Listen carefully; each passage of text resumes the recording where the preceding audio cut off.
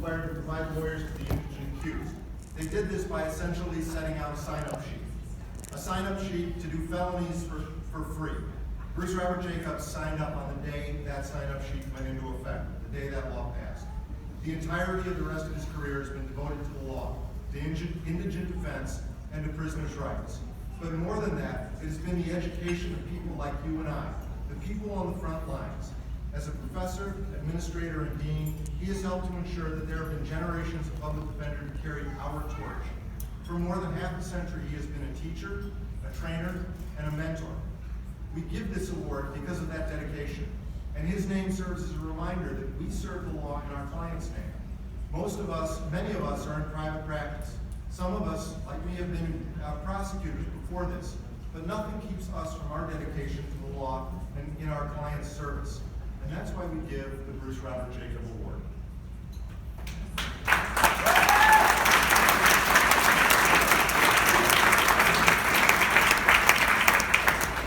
The Bruce Robert Jacob Award reads, the Bruce Robert Jacob Award, presented to Bruce Robert Jacob. The Illinois Public Defender Association, with sincere appreciation for your exceptional efforts embodying the core values of the public defender movement in the United States and the state of Illinois, presents this award in recognition of your outstanding service. We are also, this is the Bruce Robert Jacob Award, but there's more. We're presenting Mr. Jacob, Dean Jacob, with the President's Service Award, presented to Bruce Robert Jacob in recognition of your lifetime of devotion to the legal profession and to the criminal justice community, and to honor your distinguished career and untiring advocacy for the struggle for fairness and justice for indigent citizens in peril of losing life and liberty. Witness this 25th day of October, 2019. Yeah, that's my name, President of the Illinois Public Defender Association, Mr. Jacob. Thank you.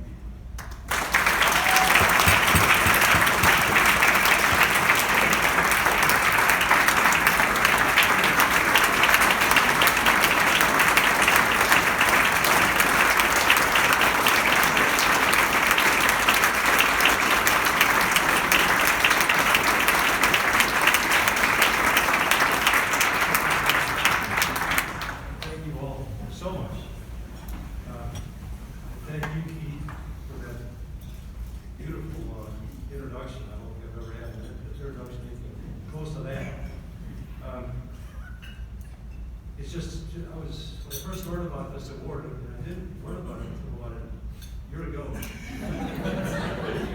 Levi Harris sent an email to me, and that's the way I learned that there was such an award. And I just couldn't believe it. I was just flabbergasted when I first heard about it. And I can't thank you enough, Keith, for giving me the award and also the President's Service Award. These mean a lot to me. And anyway, thank you so much, all of you for doing this.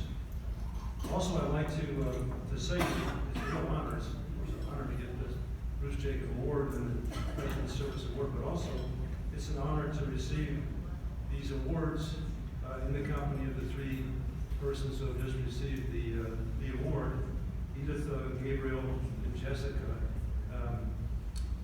I understand and know that each one is an extraordinary public defender, and also each one is an extraordinary person. As Keith said, I was the Assistant Attorney General for the state of Florida in the case of Gideon versus Wainwright. But since then, I've spent my life as a practicing lawyer and a law teacher and dean doing pro bono defense work for indigent clients. And I did that after only spending about a year and a half as a Assistant Attorney General. But even so, even though 55 years or so of my life have been devoted to work on the defense side and only a year and a half or two on the prosecution side, the case that stands out, even though there's a contrast, this case that stands out most in my career is the Gideon versus Wainwright case when I was a prosecutor. Gideon versus Wainwright turned out to be one of the great cases in our legal history. I've heard it called the most important criminal case ever decided by the United States Supreme Court. And it, of course, is what led to the establishment of public defender offices that were very, very few before Gideon. And now we have them all over the country. And that was Gideon that spurred that movement. Gideon case that made me want to represent defendants in criminal cases on a pro bono basis. It was being able to argue before the Supreme Court in that case that got me interested in being a law school teacher. I was young, I was on the wrong side, but arguing that case involving constitutional law at the very highest level was the experience of a lifetime. And during the remainder of my remarks here tonight, I would like to share with you some of my memories that date back almost 60 years now, when I was involved in a very famous case. In June 1961, at about 6 in the morning, a breaking and entering took place at the Bay Harbor pool room in the small community of Bay Harbor near Panama City in the Panhandle of Florida.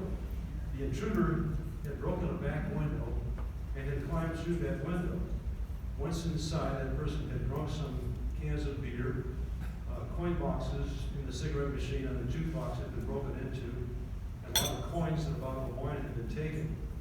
Clarence Gideon, who was living across the street in a rooming house, was arrested later that morning and was charged with breaking and entering with intent to commit a misdemeanor, to wit, petty larceny. It's a felony under Florida law, punishable by up to 5 years. Petty larceny wouldn't have been a felony, but the fact that it was a breaking and entering caused it to become a felony. When he appeared in court, he asked for an attorney. At that time, the Supreme Court case that determined whether a person was entitled, whether an indigent person was entitled to an attorney appointed by the government was Betts versus Brady, a case decided in 1942 by the Supreme Court. And in that case, the court had said that under the due process clause of the 14th Amendment, counsel should be appointed whenever the circumstances were such that it would be difficult for the defendant to receive a fair trial without the benefit of having an attorney. If the defendant were young, inexperienced, or illiterate, for example, or if he or she didn't understand English very well, or had mental problems, or if the issues in the case were very complex, the defendant was entitled to have an attorney appointed for him under Betts versus Brady. However, Gideon was about 50 years old. He had previous experience in the criminal courts, and he appeared to be intelligent enough to handle his own defense, according to the trial judge. So the judge, Robert McCrary, denied his request for counsel. If McCrary had conducted a Betts versus Brady inquiry, he would have found that Gideon was a serious alcoholic, and that could have been a special circumstance that could have entitled Gideon to the appointment of counsel. Now, why didn't the judge at least consider appointing counsel for Clarence Gideon? The criminal defense lawyer who handled cases in that county before that judge in 1961, when the first Gideon trial took place, who I interviewed this lawyer about 20 years ago, 19 years ago. He said that they were asking why didn't the judge at least consider examining Gideon, asking what his background was to find out that he would have found out that he was a very serious alcoholic. He had lots of problems because of that. I asked this lawyer who had practiced before that judge in 1961 why the judge didn't conduct any kind of an interview. And he said that in that county there were so few lawyers who knew anything about criminal law that it would have been very difficult for that judge, Judge McCrary, to find lawyers to handle cases if he began appointing counsel for indigent defendants. The lawyer that I interviewed gave another possible reason. He told me that he was not sure that Judge McCrary even knew about the Betts versus Brady decision. When he asked for an attorney at arraignment, Gideon said flatly that the Supreme Court required appointment of counsel in criminal cases. In light of the Betts decision, why would he make that statement? I think the answer is that among the crimes that he previously had committed was a federal crime in Missouri during the 1930s. Johnson versus Durst was argued and decided by the Supreme Court in 1938. In that decision, the court held that under the Sixth Amendment, defendants in federal courts were automatically entitled to have counsel appointed for them. Clarence Gideon could have mistakenly thought that Johnson versus Durst could have applied in state courts as well as in federal courts. In state courts where the 14th Amendment applied, as well as in the federal courts where the 6th Amendment applied. At his trial, defendant Gideon took an active part in his defense before a jury, but he was convicted. He was given the maximum sentence of 5 years because of his previous criminal record. He did not take a direct appeal. He did what most Florida inmates did in those days. He filed a handwritten habeas corpus petition in the Florida Supreme Court, directly in the Florida Supreme Court. In his petition, he did not allege any circumstances in his case that would have required him to have an appointed attorney in order to receive a fair trial. The Florida Supreme Court summarily denied the habeas petition because under Betts versus Brady, in order to succeed on a petition like that, you had to allege at least one or more special circumstances that would have required you to have counsel appointed before you. He then sent a handwritten certiorari petition to the U.S. Supreme Court. The Supreme Court asked our office, the criminal appeals section of the Florida Attorney General's office in Tallahassee, to provide a typewritten response to Gideon's petition. There were 4 of us in that office at the time. Reeves Bowen, former county judge, was the head of our little section. I was the newest, as Keith has said, I was the newest, the youngest, and I was the only one of the 4 who would not yet argue the case in the Supreme Court of the United States. And I'm fairly sure that is one of the reasons why Judge Bowen appointed me or asked me to handle the Gideon case. Also, I had worked with Judge Bowen preparing directions to law enforcement officials throughout Florida to protect the Freedom Riders if and when they entered our state during their 1961 travels through the South. And he knew I enjoyed legal research, particularly legal history. These are additional reasons why I think he asked me to handle the Gideon case. At the time, we were pretty sure that this would be the case that would be used by the court to overturn Betts versus Brady. It was March 1962 when I was assigned the case. I was 26 years old at the time. I prepared the typewritten response, and 2 years later, the court granted Gideon's petition and asked counsel on both sides, among other things, to argue the question of whether or not the decision in Betts versus Brady should be, quote, reconsidered. I began doing research for the brief. In early December 1962, Abe Fortas was appointed by the Supreme Court to represent Gideon. He had been the personal attorney to Lyndon Johnson and was a member of a prestigious, as he said, a prestigious Washington, D.C. law firm. In September 1962, while awaiting the brief from Abe Fortas, I changed jobs, moving to Bartow to work at a firm now known as Holland & Knight.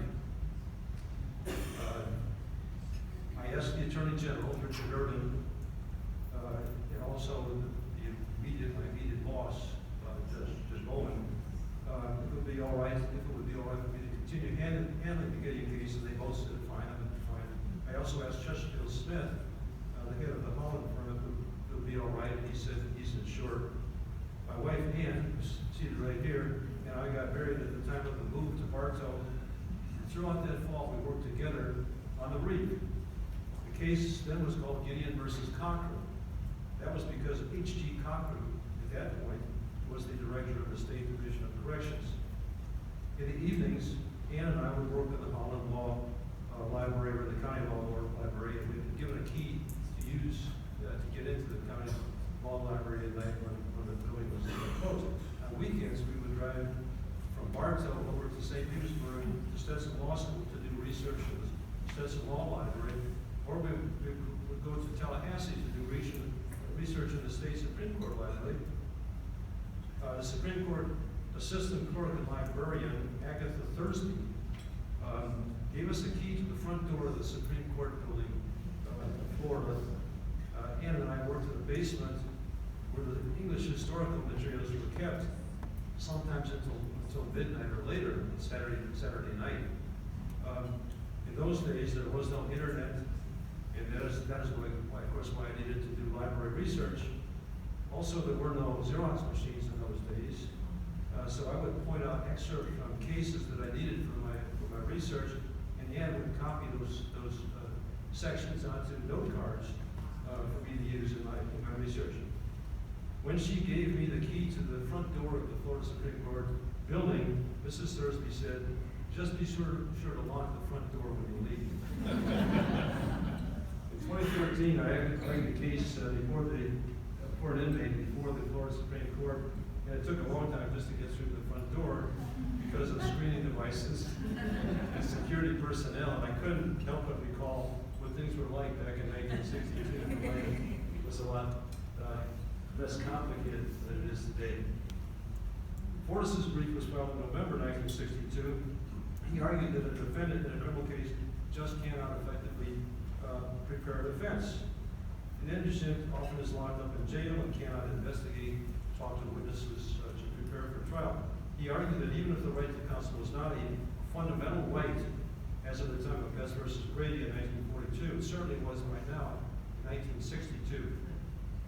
At the time Bess was decided, most states were not automatically appointing counsel in non-capital cases, but by the time of Gideon, there were only 13 states left that were not automatically appointing counsel in non-capital cases. Florida, of course, was one of them. Our brief was typed at home by hand, and we didn't have automatic typewriters in those days, so whenever I decided to make a change, we would have to retype the whole page. I made a number of arguments. Probably the most significant ones were, first, due process in those days was a flexible concept based on fairness. I think Gideon cases since then really changed to some extent the meaning of due process. Due process depended upon the circumstances of each case.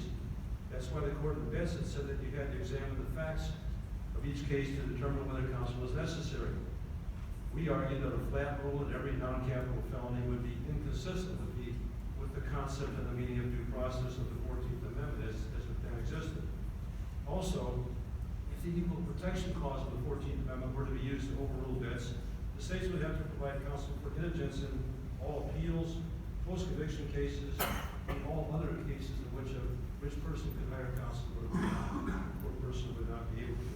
This would create tremendous practical and financial problems for the states. Another argument was that if Betts were overruled, this would lead to claims by convicted defendants that they received ineffective assistance of counsel, and of course, that has happened in the years since the Gideon case was decided. People often ask me whether I thought the state should win in the Supreme Court in Gideon. Those of us in the criminal section of the Attorney General's office thought that we probably would lose. My personal belief was that every defendant in a non-capital felony case should have an attorney, and I was happy with the result of Gideon on that issue. But that wasn't the only issue that had to be resolved. One question was whether the state should make that decision through legislation or court rule, rather than being told by the Supreme Court that they had to make that decision. Another issue, for example, was whether a decision overruling Bess versus Brady should be prospective or retroactive in effect. It was 4 years later, it was made retroactive in effect. Still another question was which part of the Constitution should be used if the court were to overrule Bess versus Brady. Should it be the Equal Protection Clause? Should it be the Due Process Clause? The arguments of Gideon were set for January 15, 1963. We were given an hour and a half. I gave a half hour to an Assistant Attorney General of Alabama, George Mentz, who had written an amicus brief supporting us, and I had 1 hour for myself to argue. Ann and I arrived in Washington, D.C. on a Sunday before the arguments began, and we met George Mentz at our hotel. The next morning, Ann, George Mentz, and I went together to the Supreme Court. That was the first time I had been in the Supreme Court, and I can still vividly recall my first impressions. On that day, the justices filed in, and the first thing that they did was to swear in new members. George Mentz moved my admission. That was the day that I became a member of the bar of the Supreme Court. Chief Justice Earl Warren welcomed me. He was a huge man. He leaned forward and he said very loudly, "Welcome to the bar of the Supreme Court, Mr. Jacob." At that time, I was 27 years old and had been a member of the Florida bar for just barely 3 years, which was the amount that was needed to argue before the Supreme Court. The next day, when our argument took place, I was seated at the backup table before the lawyer for the White Motor Company in the case of White Motor Company versus the United States. Both he and Archibald Cox, who was the Solicitor General of the United States, were wearing morning coats and tails. I was wearing a dark blue suit because the clerk's office had told me during the phone conversation that it would be all right to wear a dark suit. No one was seated at the ready table to my right as I faced the court. But as the White case ended, Abe Fortas appeared. He must have been waiting in the clerk's office until the Gideon case was called. He was wearing a brown suit. He was a medium height, middle height, dapper looking, and he had a slow, deep, deliberate voice. Soon after he began talking, the court recessed for lunch. The noon hour arrived. Fortas and I were led downstairs, one floor below the level of the courtroom, to a very small room. Fortas and I introduced ourselves. We hadn't met each other before then. We sat at a very small table across from each other. We were the only people in the room except for the waiter who was there only part of the time. During most of our lunch, he talked about Justice Black and how much he admired Justice Black. We returned from lunch, and Fortas resumed his argument. At this time, the spectator section was empty except for one person, my wife, Ann. It seemed strange that for a case of this importance, there was only one person in the audience. One other non-lawyer was present in the courtroom, and that was Anthony Lewis, the reporter for the New York Times, and the later author of Gideon's Trumpet.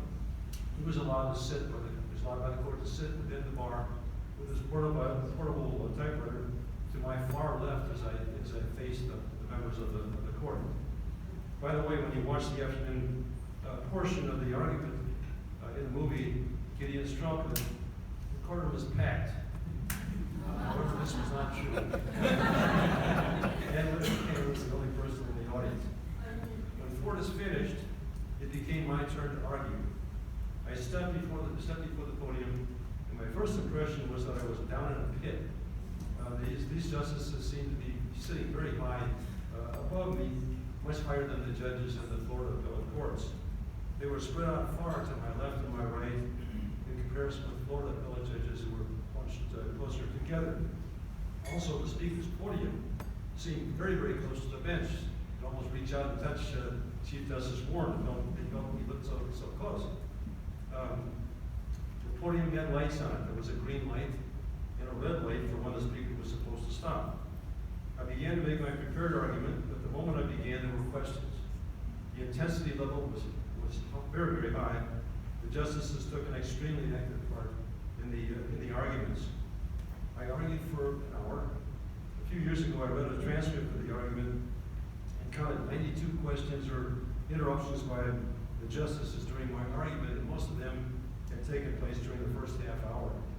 Every justice except Justice Douglas asked at least one question or interrupted me at least once. Questions and comments from the justices came very fast. One justice would ask a question. I would begin to answer that question, and then another justice would ask a question. I would try to remember that question as I tried to finish my answer to the first question.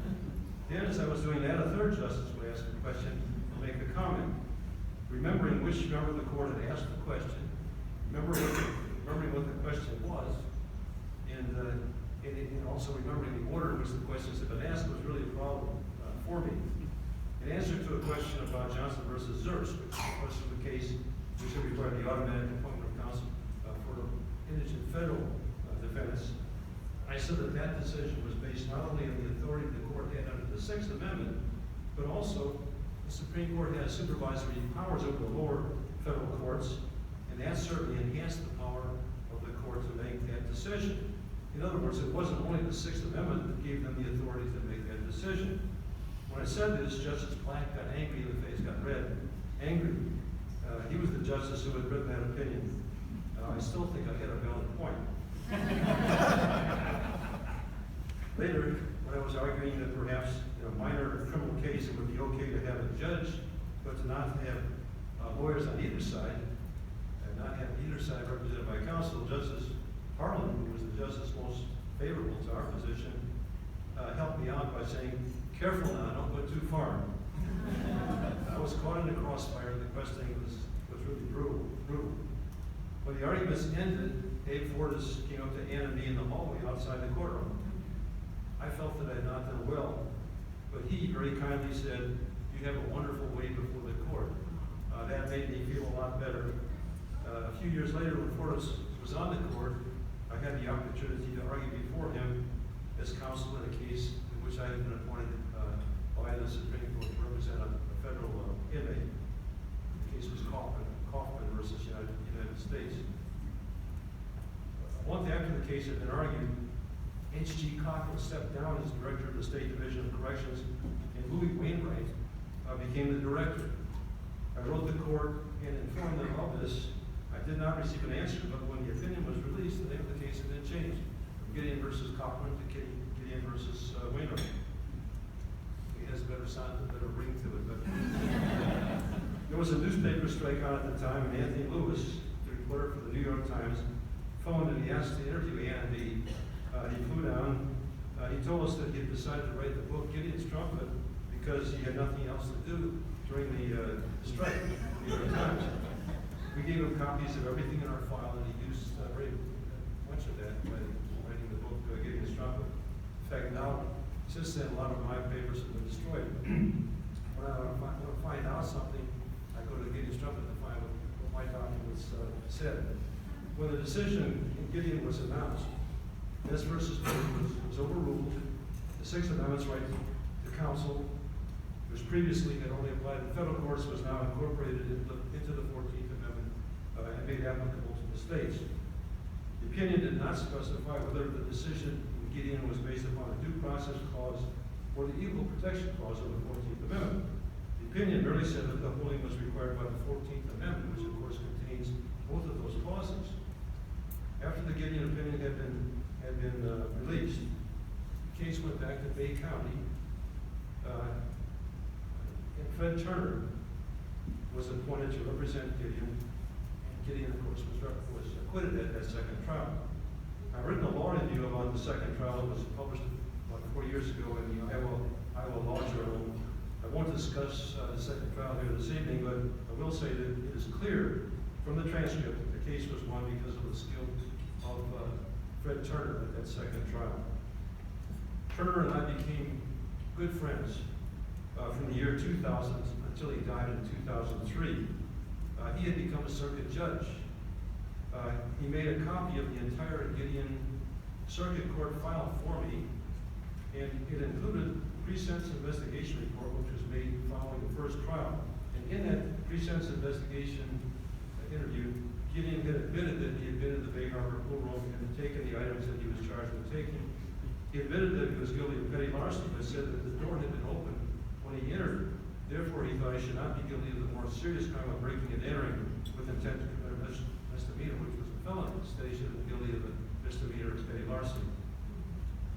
In the year 2000, Fred Turner drove Ann and me to the site where the Bay Harbor pool room had stood. The pool room and the buildings in the small community of Bay Harbor had all been demolished. All that was left were the streets and the foundations of the buildings. Gideon was dead. By that time, Dave Fortas was dead. And no member of the Supreme Court who was involved in that case was still alive. A couple of years ago, Anthony Lewis died. Ann and I are probably the only people who were involved in the case who are still alive. Looking back, being one of the lawyers in that very great case was an incredibly interesting and memorable experience. This concludes my remarks. I want to thank you all very, very much for honoring me by naming your award, award, and for presenting it to me tonight, along with the President's Service Award. It's been just a great honor to